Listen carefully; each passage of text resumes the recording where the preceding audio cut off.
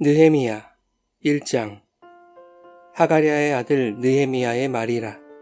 아닥사스다 왕 제20년 기슬르월에 내가 수산궁에 있는데 내 형제들 가운데 하나인 하나니가 두어 사람과 함께 유다에서 내게 이르렀기로 내가 그 사로잡힘을 면하고 남아있는 유다와 예루살렘 사람들의 형편을 물은즉 그들이 내게 이르되 사로잡힘을 면하고 남아있는 자들이 그 지방 거기에서 큰 환난을 당하고 능욕을 받으며 예루살렘 성은 허물어지고 성문들은 불탔다 하는지라.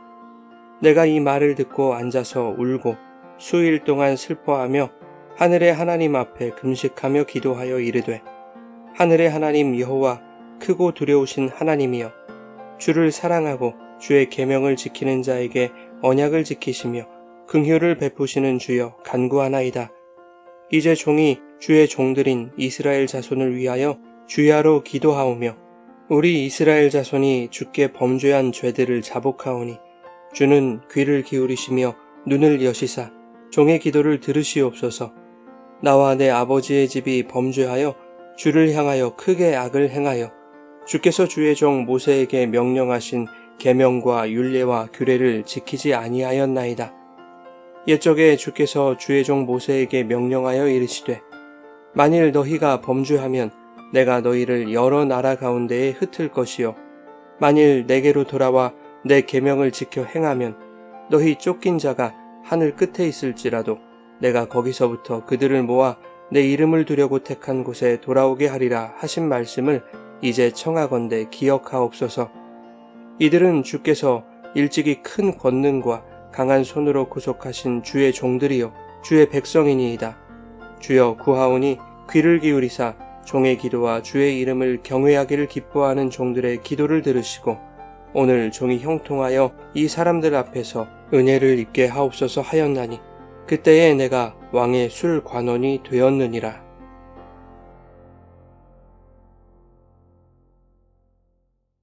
여러분 좋은 아침입니다. 오늘도 말씀의 은혜가 여러분의 삶에 풍성히 임하기를 소망합니다. 오늘부터 느헤미야를 묵상하겠습니다. 느헤미야는 원래 에스라서와 하나의 두루마리로 되어 있는 책이었습니다. 성경의 그리스어 역본인 70인경의 가장 오래된 사본들에서도 에스라와 느헤미야는 하나의 책으로 되어 있었습니다. 에스라와 느헤미야의 역사적인 틀을 전체적으로 살펴보면 다음과 같습니다. 주전 587년에 예루살렘이 멸망하고 유다 백성이 바벨론 포로로 끌려갑니다. 약 50년 후인 539년에 페르시아 왕 고레스가 바벨론을 멸망시키죠. 그리고 고레스는 하나님의 감동을 받아 538년에 유다 백성을 본국으로 귀환시키는 칙령을 내립니다. 그리하여 스룹바벨을 중심으로 한 1차 귀환이 이루어졌고 주전 515년에 성전이 재건됩니다. 538년 1차 귀환이 있은 지 80년이 지난 주전 458년에 페르시아 아닥사스다 왕의 조서로 에스라를 중심으로 한 2차 귀환이 이루어졌습니다. 그런데 에스라가 예루살렘에 와보니 유다 백성들이 이방 족속의 여인들과 통혼을 하며 그들의 신들을 섬기고 있는 것이었습니다.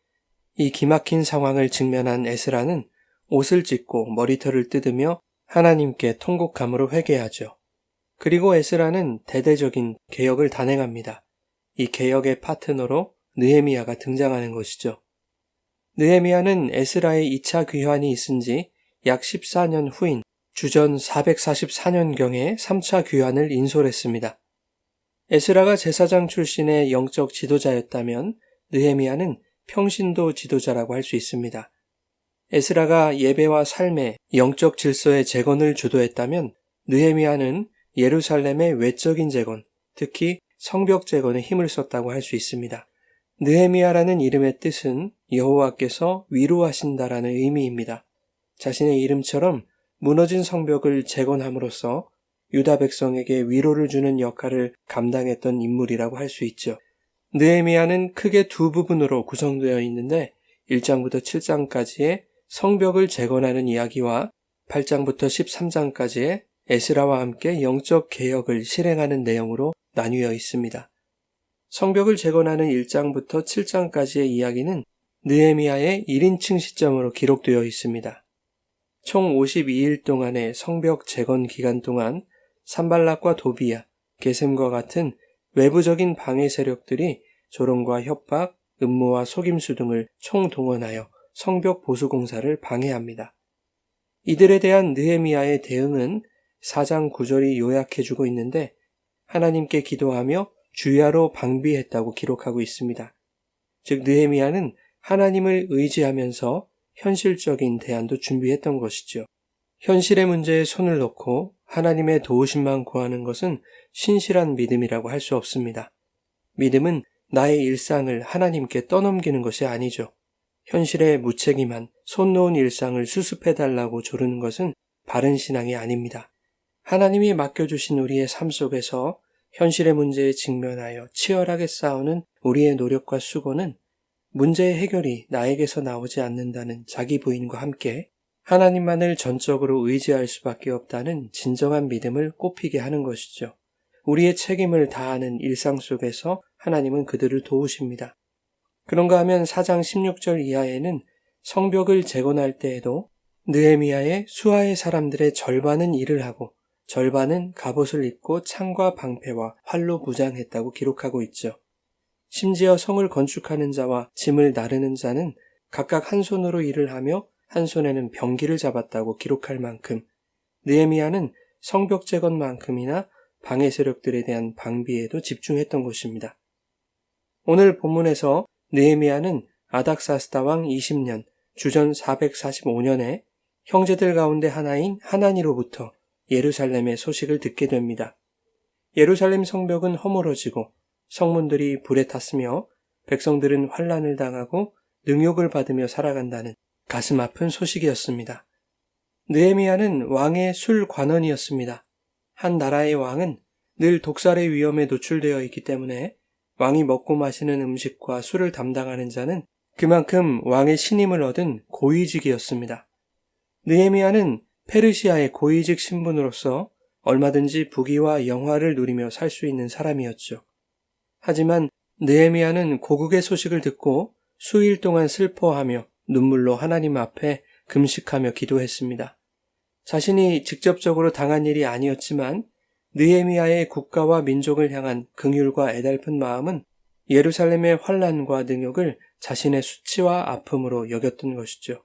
그래서 6절에는 이스라엘 자손이 주께 범죄한 죄들이라고 하지 않고 우리 이스라엘 자손이라고 말하면서 이스라엘 민족의 죄들을 느헤미야가 자신의 죄로 여기고 자복하며 회개하고 있는 것이죠.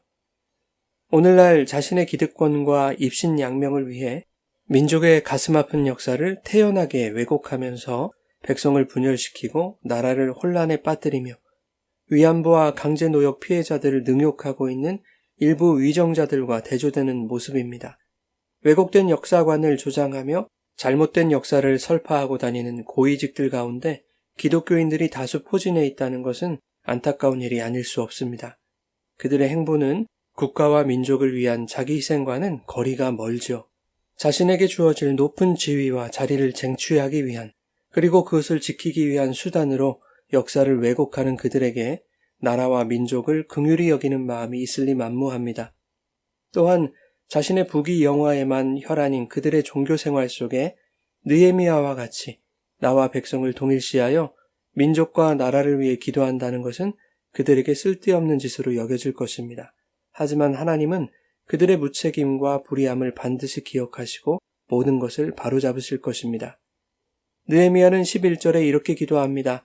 하나님, 종의 기도를 들으시고 이제 주님의 종이 하는 모든 일을 형통하게 하여 주시며 왕에게 자비를 입게 하여 주십시오. 이 기도는 나만 잘 먹고 잘 살게 해달라는 기도가 아닙니다. 민족과 나라를 위해 이제부터 내가 해야 할 일들에 하나님의 손으로 함께 해달라는 것입니다. 왕에게 자비를 입게 해달라는 기도는 이 장에서 느헤미야가 왕에게 예루살렘으로 귀환하는 것을 허락받는 장면과 연결되는 것입니다. 부디 왕에게 은혜를 입어 내 나라, 내 민족에게로 돌아가 그들이 당하고 있는 환난과 아픔 가운데 하나님의 선하신 손길을 전할 수 있는 통로가 될 수 있도록 길을 열어달라는 것입니다. 그 말은 나라와 민족을 위해서라면 자신이 누리고 있던 높은 자리와 권세를 버리고 한직으로 내려가는 것도 마다하지 않겠다는 느헤미야의 애국심과 백성에 대한 긍휼함을 엿볼 수 있는 것입니다. 여기서 우리는 영원한 메시아이신 예수 그리스도를 떠올릴 수 있습니다. 자기 백성의 죄를 안타까워하며 하늘의 보좌를 떠나 모든 영광을 버리고 이 땅에 내려오셔서 하나님 나라의 완성을 위해 십자가에 달리심으로 그 나라 백성들의 죄를 용서하시고 사망에 처하게 된 그들의 처지를 회복시키신 영원한 메시아 예수 그리스도에 대한 소망이 이 느헤미야서에 담겨 있는 것입니다. 사랑하는 여러분, 이 예수 그리스도를 나의 구주로 섬기는 성도는 이 땅에서도 하늘나라의 가치를 품고 그 나라의 원리인 말씀에 따라 살아가야 합니다.